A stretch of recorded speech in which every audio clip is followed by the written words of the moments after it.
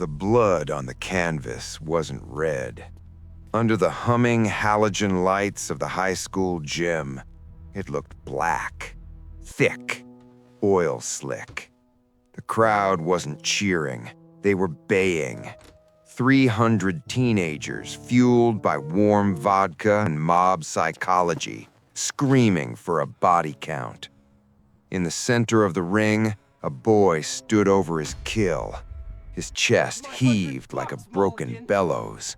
His knuckles were split open, exposing the raw white bone beneath the meat. He didn't look like a champion. He looked like the sole survivor of a highway pileup. He lifted his head, one eye swollen shut, searching the darkness of the bleachers. He wasn't looking for approval. He was looking for him.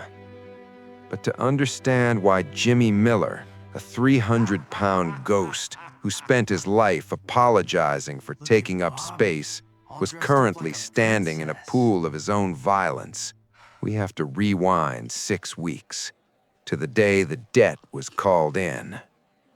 Bridgeport, Pennsylvania is the kind of town where the humidity feels like a dirty hand over your mouth. Jimmy stood on the corner of Elm and 4th, trying to make himself invisible. It was impossible. At 16, Jimmy was a mountain of soft flesh and anxiety.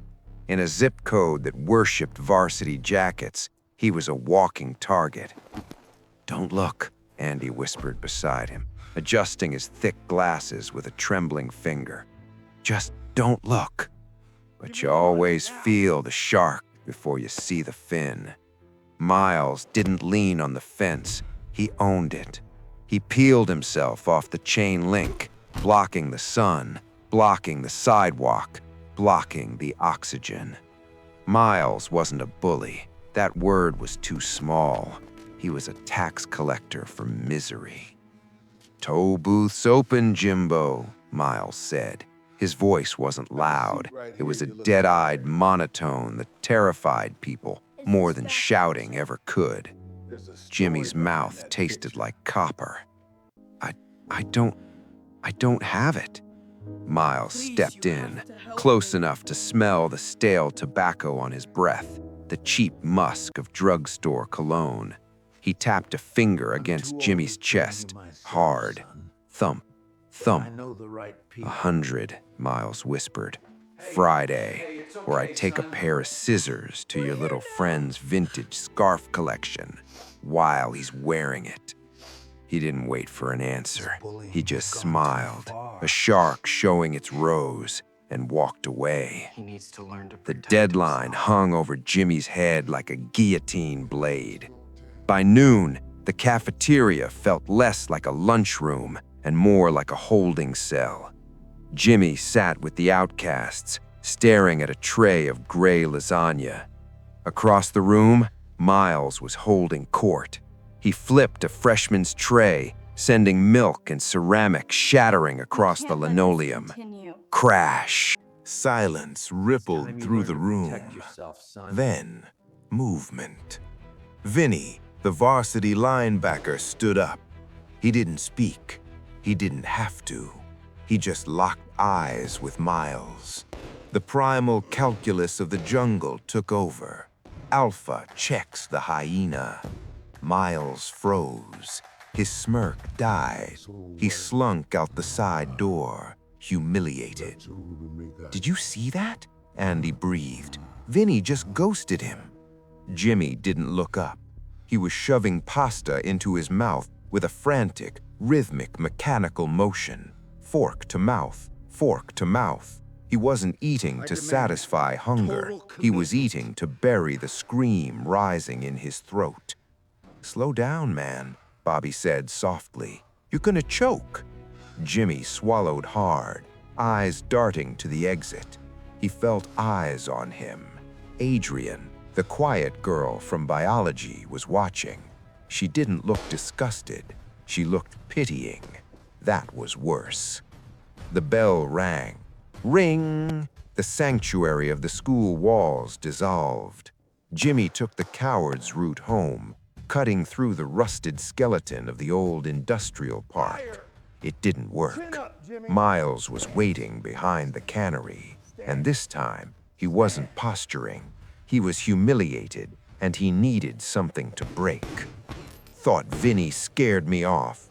The first shove sent Jimmy stumbling into the brick wall. Thud. I want my money now. I told you I don't have it, Jimmy yelled, a crack of defiance slipping through. Mistake. Miles threw a right hook that sounded like a melon hitting pavement. Crack. Jimmy hit the ground, the world tilting sideways. Miles straddled him, fist cocked back for the finisher. Hi! The voice cracked like a whip. An older man in a gray sweatsuit was moving toward them. He moved with a strange, liquid grace that didn't match his white hair. Jack Action O'Malley, the old neighborhood recluse who mowed his lawn with the precision of a surgeon. Get off him, Jack said, low, even. Or I call the cops, and I break your wrist while we wait. Your call, son. Miles looked at the old man's eyes. He saw something there that scared him more than Vinny. He spat on the ground, inches from Jimmy's face. Friday, Miles hissed. Then he ran. Jack offered a hand. His grip felt like steel cable. You're bleeding, kid. 10 minutes later, Jimmy was in Jack's living room, pressing a bag of frozen peas to a swelling jaw. The house smelled of dust and old glory. On the mantel, a black and white photo, a young Jack, ripped, holding a Golden Gloves trophy. You were a fighter? Jimmy mumbled. A lifetime ago. Jack poured 2 fingers of whiskey, his hands shaking slightly. Before the knees went. Jimmy looked at the photo, then at his own reflection in the dark window. Soft, weak, victim. Teach me, Jimmy said. Jack laughed, a dry, hacking sound. I'm retired, and you're not built for speed, kid. He's gonna kill me, Jack. I can't be this anymore. Jack stopped. He looked at the boy, really looked at him. He didn't see the fat. He saw the shame, the burning, corrosive shame that Jack knew intimately. I can't train you, Jack said, picking up the phone. But I know a guy who owes me. The deal was struck in sweat and lies. They bought 6 weeks of time by promising Miles double the money. $200 a month to pay. Miles, greedy and arrogant, took the bait. Jimmy entered Manny's gym. It smelled of wintergreen and old blood. Manny, a fire plug of a man with a cigar permanently glued to his lip, looked Jimmy up and down with open disdain. He's soft, Jack. He's desperate, Jack corrected. The training was a nightmare. Rope burns, lungs burning like they were filled with glass. But the physical pain was a vacation compared to the fear. 2 weeks in, Jimmy was in the ring, sparring. He moved like he was underwater. A light tap to his headgear and he flinched, curling into a fetal ball. Time, Manny roared. The gym went dead silent. Manny walked over, ripping the gloves off Jimmy's hands. He wasn't angry, he was bored. Get out. I'm tired, Jimmy wheezed. I didn't sleep. Manny stepped in close, nose to nose. Don't lie to me. I see tired every day. This isn't tired. This is cowardice. You're hitting that bag like you're apologizing to it. I can't do it, Jimmy whispered, the tears mixing with the sweat. Manny stared at him, cold, clinical. Then go home, Manny said. But know this, Miles isn't just gonna take your money next month. He's gonna take your soul. And once you let a man take that, you never get it back. Manny turned his back. Jimmy stood alone in the center of the ring, the silence deafening. He turned to leave, defeated. He pushed open the gym doors, stepping out into the cool night air, his phone buzzing in his pocket. Bzzz. He pulled it out, a text from an unknown number, Attached was a video. It was shaky footage, shot through a window. It showed Jimmy's living room, his mother watching TV, his father reading the paper. Then, the text message loaded below it. "I changed my mind. I don't want the money Friday. I want it tonight." Jimmy didn't go. He locked the doors. He turned off the lights. He sat in the dark, clutching a baseball bat until the sun came up. He survived the night, but he knew the price of his absence would be paid in blood the next morning. He was right. The punishment didn't land on Jimmy. It landed on Bobby. It happened in the courtyard before first period. Miles knew exactly how to dismantle a person without throwing a punch. He didn't just beat Bobby. He performed surgery on his dignity. Miles snatched the vintage silk scarf Bobby wore every day, his armor against the world, and tied it to the flagpole, hoisting it up like a captured war banner. When Bobby tried to retrieve it, Miles tripped him, sending him face first into the mud. Splat! The laughter from the crowd sounded like glass shattering. Jimmy found Bobby in the locker room showers, fully clothed, water running cold, sobbing into his knees. "I can't do this anymore, Jim," he choked out, wiping mud from his cheek. "I'm just gonna drop out. He wins." Something inside Jimmy's chest, something that had been soft and pliable for 16 years, suddenly calcified. It hardened into a cold, jagged rock. He reached down and turned off the shower. "No," Jimmy said. His voice sounded different, deeper. "He doesn't win, not after today." That night, the conversation in the Miller garage was quiet. The air smelled of motor oil and sawdust. Jimmy's father, a man who spoke maybe 10 sentences a week, was sharpening a chisel at his workbench. He looked at Jimmy, seeing the new darkness in his son's eyes. "You going back to the gym?" his father asked, not looking up. "I have to," Jimmy said. His father set the chisel down. Clink.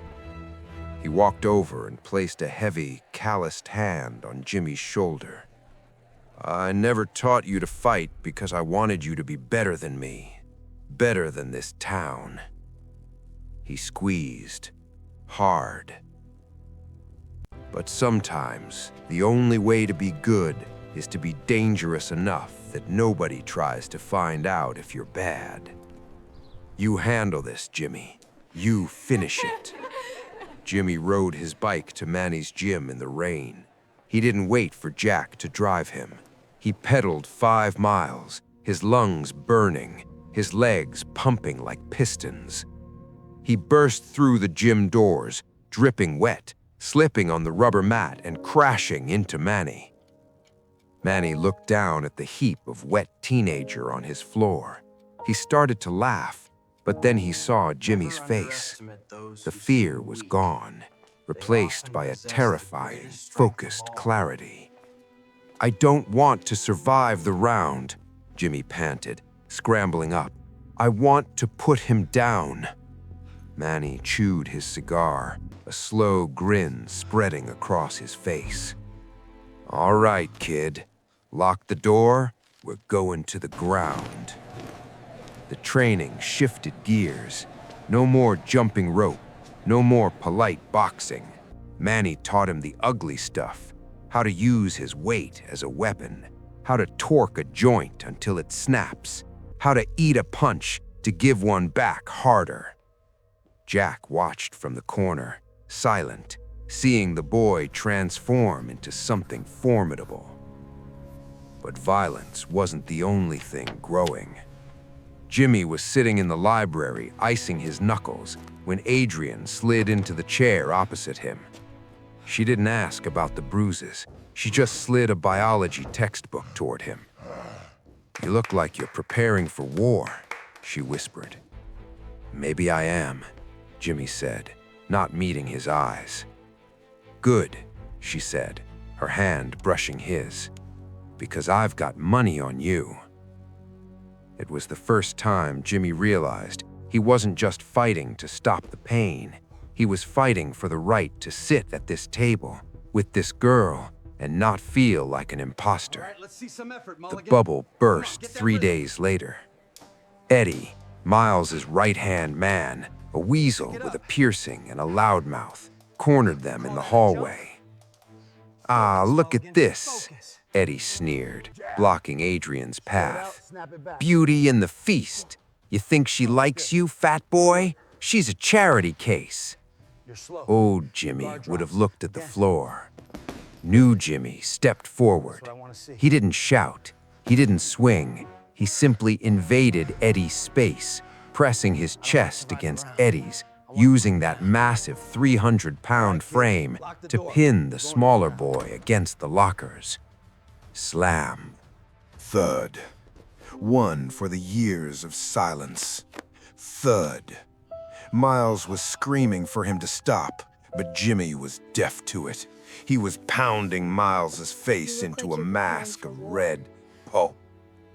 "Jimmy, stop!" It was Andy, then Bobby, then Jack, pulling him off by the shoulders. Jimmy scrambled back, chest heaving, his hands painted crimson. Miles lay on the concrete, wheezing through a broken nose, one eye swollen shut, sobbing like a child. The silence that followed was absolute. Jimmy stood up. He looked at the crowd. He saw fear, not respect. Fear. He looked at Adrian. She had her hands over her mouth. Jack walked over, putting an arm around Jimmy. "It's over, kid. You won. Let's go." The video hit the internet an hour later. By evening, it had 50,000 views.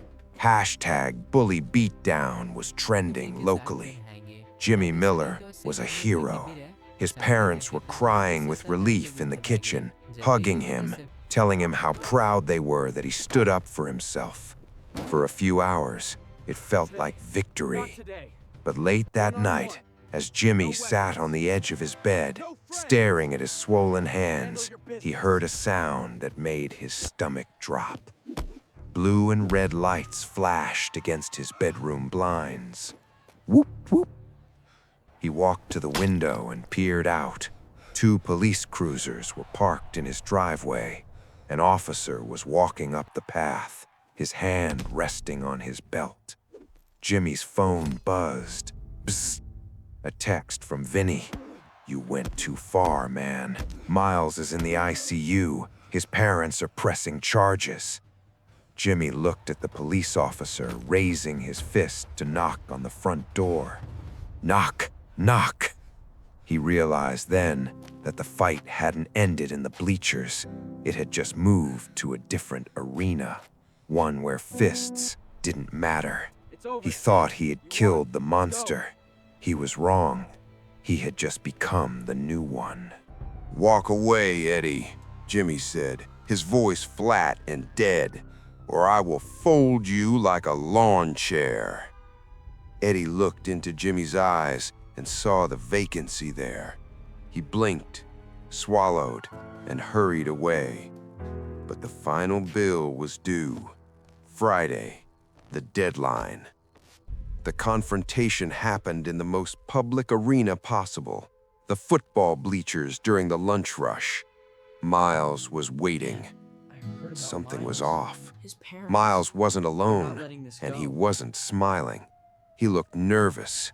He had a plan. He signaled to a kid named Glassjaw Gorski, a thug known for carrying brass knuckles in his back pocket. As Jimmy approached, Gorski circled behind him, slipping his hand into his jeans. Suddenly, a massive shadow eclipsed the sun. Vinny, the varsity linebacker, grabbed Gorski by the back of the neck like a misbehaving puppy and dragged him backward. "Not today," Vinny grunted, tossing the thug toward the parking lot. He looked at Miles, then at Jimmy. "One-on-one, no weapons, no friends. Handle your business." The circle formed instantly. Hundreds of phones went up, recording in 4K. Miles realized he was trapped. He screamed, a feral sound, and launched himself at Jimmy. The first hit sounded like a car door slamming. Wham! Miles connected with a haymaker to Jimmy's ear. Jimmy staggered, the world spinning. The crowd gasped. Miles hit him again, splitting his lip. Smack! Blood sprayed the concrete. "Stay down!" Miles screamed, terrified by the fact that Jimmy was still standing. Jimmy spat a mouthful of blood on the bleachers. He remembered Manny's voice. Use the weight. As Miles swung a third time, Jimmy didn't retreat. He stepped in. He caught Miles's fist with his forehead, stunned the bully, and then unleashed 6 weeks of hell. Jimmy drove his shoulder into Miles's solar plexus, knocking the wind out of him. Oof! As Miles doubled over, Jimmy hooked his arm around Miles's neck and threw his weight backward. They hit the ground, but Jimmy was on top. 300 pounds of rage and gravity. He didn't stop. He couldn't stop. Every punch was a receipt. One for the extortion. Thud. One for Bobby's scarf. Thud.